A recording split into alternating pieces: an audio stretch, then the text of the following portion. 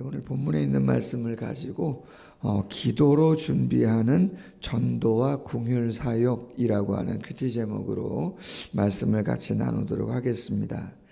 예수님이 공생의 사역을 감당하고 계십니다.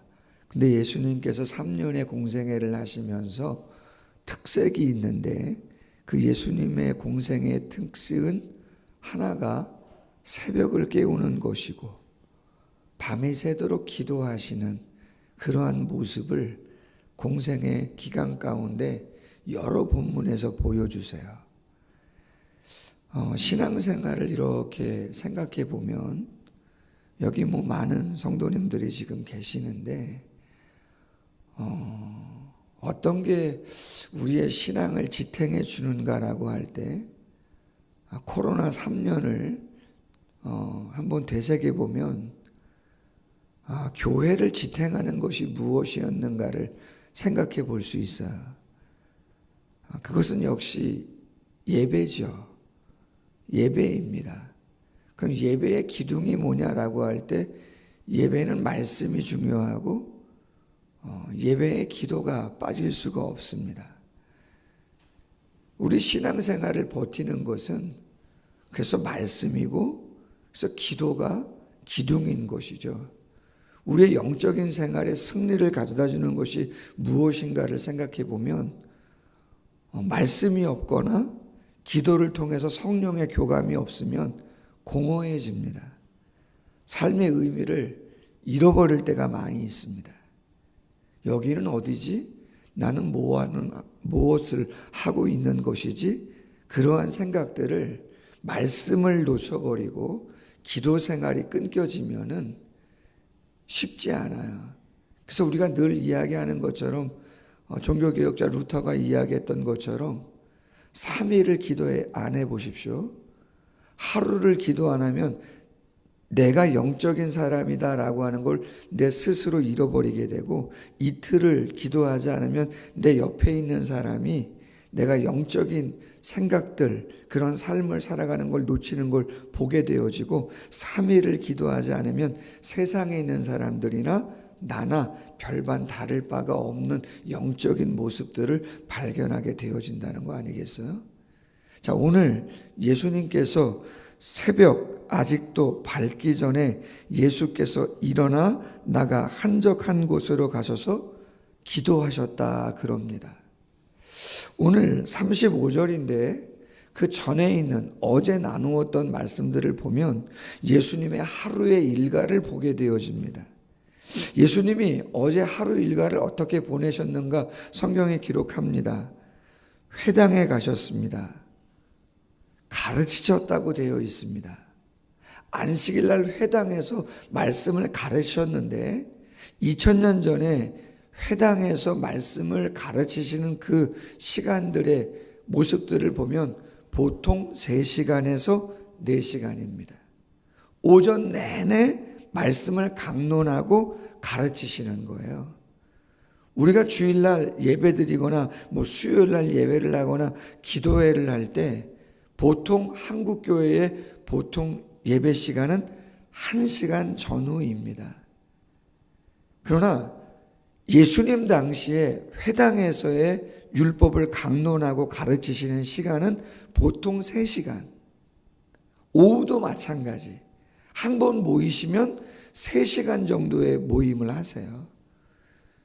여기 선생님이 계신지는 제가 모르겠지만 가르치는 것이 참 많은 에너지가 소진됩니다. 말한다는 것이 별거 아닌 것 같지만 많은 에너지가 소진이 되어지는 것이거든요. 오전 내내 가르치셨다는 거예요. 근데 여러분 가르치는 일만 있었습니까? 아닙니다. 가르치는 중에 귀신 들린 자가 있었습니다. 귀신 들린 자를 예수님께서 쫓으시는 장면도 있습니다. 당연히 예수님은 하나님이시니까 라고 생각할 수도 있겠지만 예수님은 그렇죠. 육신의 연약함을 갖고 있는 분이세요. 영적인 긴장감도 있는 것이거든요. 가르치시고 귀신을 쫓으시는 거 여러분 많은 에너지가 소진됩니다.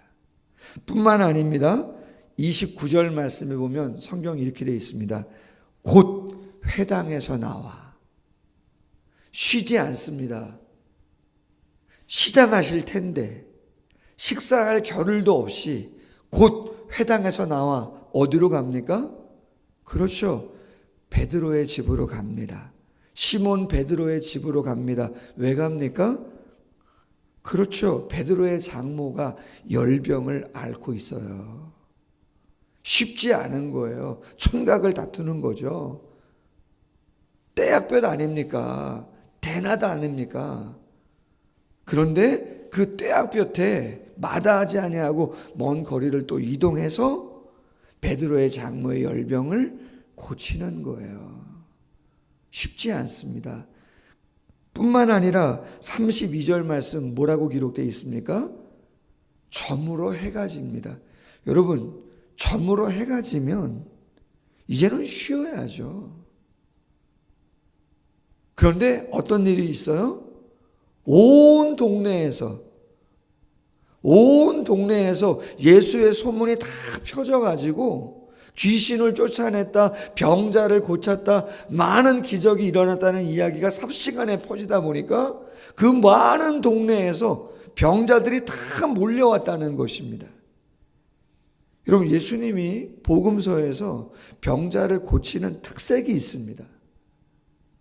예수님이 병자를 고칠 때는 대체적으로 한 명 한 명 직접 고치십니다. 소경을 고칠 때나, 그쵸? 귀신 들린 자를 고칠 때나, 뭐 어떠한 병자를 고치든 직접 찾아가거나 직접 길거리에서 만나거나 대화를 나누시고 만지시거나 안수하시거나 하셔서 고치시는 게 특징이에요. 한 번에 무슨 100명을 1000명을 고치셨다, 그러한 장면은 복음서에 기록되어 있지 않습니다. 그럼 여러분, 얼마나 많은 사람들이 왔겠습니까? 그럼 그 병자를 만나서 이런저런 얘기 나누셨을 거 아니에요. 우리가 내과를 가거나 소아과를 가거나 어디를 가서 의사가 한 명의 병자를 고칠 때 어느 정도 시간 걸리는 겁니까? 아무리 빨라도 2, 3분 정도는 있는 거 아닙니까? 1분 안에 되는 겁니까? 모르겠습니다. 몇십 명이라 할지라도 결코 짧은 시간 아닙니다. 2-3시간 정도는 좋게 걸리지 않았을까, 그 정도 생각하게 되는 거죠. 그럼 보세요. 새벽에 일어나서 기도하시고 오전에 가셔서 서너 시간 강의하시고 귀신 쫓고 식사할 겨를 없이 곧 나와서 베드로의 장모의 집에 가서 그 열병 고치시고 저물어 좀 쉬시려고 했는데 또 수많은 사람들이 병자가 나와서 그들을 일일이 다 고치시고 주무시면 여러분 피곤합니까? 안 합니까? 피곤하죠. 근데 또 새벽에 일어나셔서 기도하러 가신단 말이에요. 그럼 여러분, 기도하러 왜 가시냐 이 말이죠. 요한복음 6장에 오병이어의 기적을 일으켰을 때 마찬가지입니다. 오병이어의 기적을 일으켜놨더니 많은 사람들이 어떻게 하려고 합니까? 예수님을 성경의 표현대로 하면 억지로 임금 삼으려고 했다, 그렇게 되어 있습니다. 오병이어의 기적을 일으키고 났더니 많은 사람들이 억지로 예수님을 임금 삼으려고 했다는 거예요. 예수님은 이 땅에 오신 목적이 무엇인지를 분명히 알고 있죠. 근데 많은 사람들이 예수님을 임금 삼으려고 하는 거예요. 오늘도 본문에 보십시오. 36절. 시몬과 뭇 그와 함께 있는 자들이 예수의 뒤를 따라가 만나서 이르되 뭐라고 말합니까? 모든 사람이 주를 찾습니다 이야기하지 않습니까? 왜 찾겠습니까?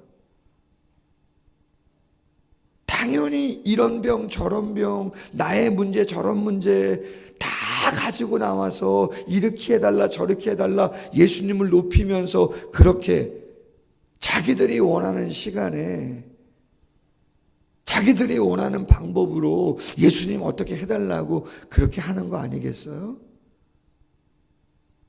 사람들에 치여서 이쪽으로 저쪽으로.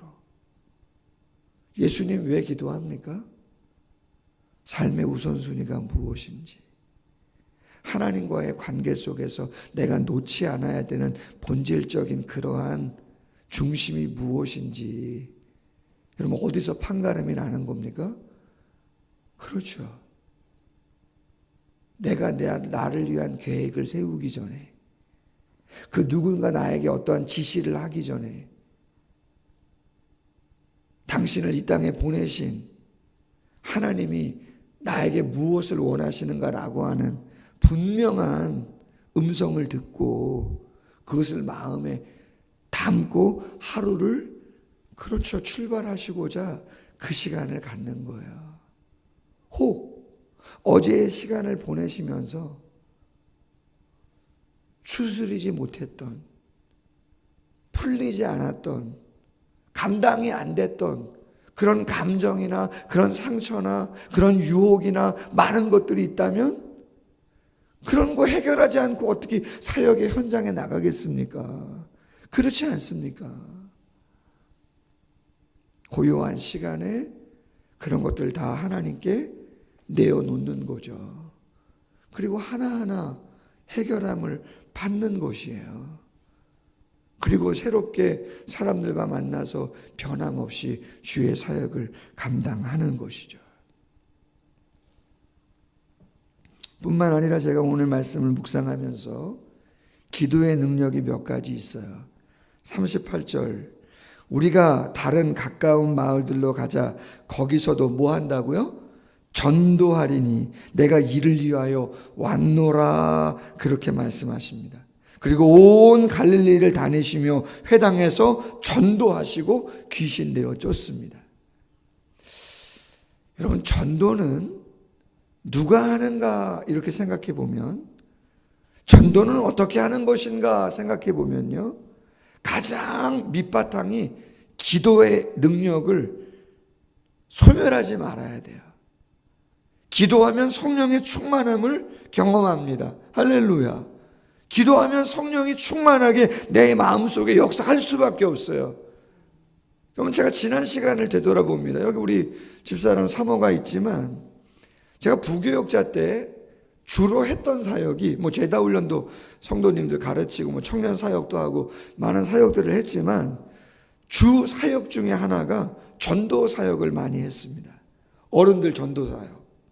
특별히 전도 특공대라고 예전에는 그런 호칭을 많이 붙였는데, 30명 40명 섬겼던 교회에 전도대원들이 있어요. 그럼 그 전도대원들을 훈련시키고 전도 같이 나가는 겁니다. 동네에 디데이 정해놓고 1000명 2000명 초청 집회 하잖아요. 그럼 그런 디데이를 해놓고 전도대를 가동합니다. 그럼 한 2달 정도 디데이 정도 해놓고 전도대를 가동해요. 그럼 여러분, 전도대를 움직이는 거는 제가 계획했다고 움직여지는 게 아닙니다. 전도하자 그러면 최소 30분 정도, 1시간 정도 기도하고 나가요. 기도하고 뜨겁게, 그렇게 뜨겁게 기도하고 나가도요, 가끔 30명 40명 권사님들 중에는 전도하는 거 힘들어서 슬쩍 빠지려고 하는 분도 가끔 생겨요. 재밌죠? 예? 그것만이 아닙니다. 여러분, 권사님들 한두 명만 빠지려고 합니까? 아니요. 목사인 제 마음에도요, 오늘 좀 비 안 오나? 예? 오늘 좀 비 안 오나? 영적인 싸움이에요, 여러분. 전도가 그냥 되지 않습니다. 얼마나 시험거리가, 방해거리가 많은지 모릅니다. 노방전도를 수원에 가면은 그 팔달문이 있습니다. 남문이라고 하는 곳에 그 사거리가 있는데요. 거기서 노방전도 찬양팀이 전도를 하거든요. 차돈도 하고 찬양 갖고 율동하고 막 사거리 한복판에서 얼마나 유동인구가 많은데요. 거기서 노방전도를 하려고 하잖아요. 전기를 끌어와야 됩니다. 은행하고 조율을 해가지고 전기를 꺼내와야 스피커를 운영하고 뭐 할 거 아닙니까? 마음 놓고 그렇게 허락하시 주지 않아요. 허가 맞는 게 쉽지가 않아요. 어떤 사람은 와서 막 여기서 왜 이렇게 큰 소리로 하냐고 막 그렇게도 하고요. 쉽지 않아요, 여러분. 한두 시간 하는데. 기도하지 않고 그런 일 감당하기 어렵습니다. 전도는 기도로 준비하고 기도로 감당하는 것이죠. 뿐만입니까? 오늘 40절 보십시다. 나병 환자가 예수 앞에 와서 무릎을 꿇습니다. 당시만 해도 2000년 전만 해도 나병이라고 하는 것은 전염성이 있다고 생각을 했습니다. 하나님께 저주받은 병이라고 생각했습니다. 왜? 다 살이 썩고 코도 없어지고 귀도 없어지고 손가락도 없어지는 그러한 병이기 때문에 저주받은 병이고 전염성이 있다고 해가지고 절대로 나병 환자 만날 수 없습니다.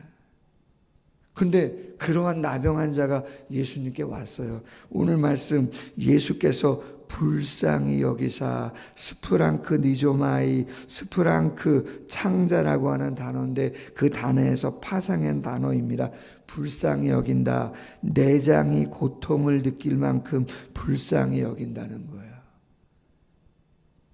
여러분, 불쌍히 여기는 마음이 그냥 생깁니까? 그런가요? 우리 마음은 차가워요. 냉정해요. 딱딱해요. 왜 묵은 땅을 기경하라고 이야기합니까? 제 마음도 차갑습니다, 여러분. 저도 일중심인 사람이라 그냥 일중심이지 쉽지 않아요. 그런데 기도하면 이 성도님도 생각나고 저 성도님도 생각나고 저분도 생각나고 그분의 형편도 생각나고 그 마음 누가 주는 겁니까? 하나님이 주시는 거죠. 할렐루야. 궁율사역 기도로 준비하는 거죠. 마지막 하나 나았습니다. 예수님이 뭐라고 말합니까? 44절 아무에게도 가서 말하지 말아라. 왜 그렇게 이야기하는 겁니까? 45절 이하에도 왜 드러나지 않도록 사역을 감당하는 겁니까? 그렇죠. 때가 있는 거거든요.